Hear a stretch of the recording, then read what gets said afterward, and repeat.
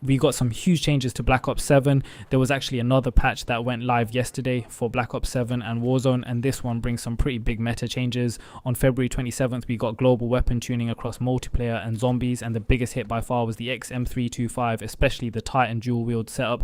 They adjusted the damage to reduce its overall power. The dev said the TTK should still feel competitive, but there's now much heavier fall off at range, and honestly, this is a massive nerf. The max damage dropped from 23 down to 13, mid damage went from 18 to 11, minimum damage dropped from 16 to 10. That is a huge cut. I told you guys this weapon was going to get nerfed because it was dominating, but I didn't expect it to get hit this hard. This might completely change whether the Titan dual wield is even viable in the current meta. Snipers also got addressed. They fixed an issue with the 2 megawatt adaptive tactical laser that was giving unintended hipfire to ADS accuracy benefits. So if for multiplayer, safeguard got adjusted. They slightly reduced the speed of the robot but increased its health, so it's going to move slower, but it will be harder to destroy, which changes how teams push and defend. In Overload, they fixed an exploit that allowed players to hold weapons other than a pistol while carrying the device, so that's cleaned up now.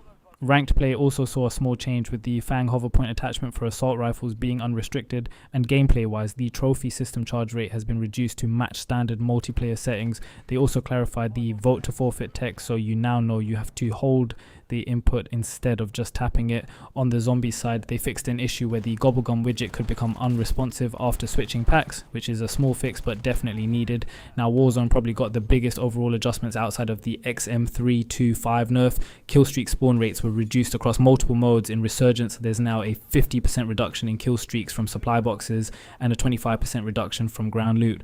Battle Royale modes got a 10% reduction overall.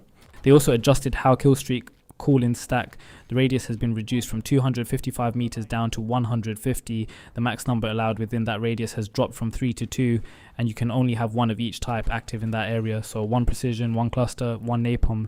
No more stacking the same streaks over and over in endgame circles. This is clearly aimed at toning down late game spam. On top of all that, they knocked out some bug fixes. SR Splash not appearing after ranked challenges is fixed. The Absolute Zero Mastery camo for the NX Ravager should now track properly, and they patched an exploit where players could fall through certain map areas. So overall, this patch is actually pretty impactful. The XM325 nerf alone shifts the multiplayer and zombies meta, and the Warzone killstreak adjustments are going to make endgames feel a lot less chaotic. Let me know what you think. Was the Titan dual wield nerf too much, or was it needed? Make sure you like, comment and subscribe for more Season 2 Reloaded updates, and I'll catch you in the next one.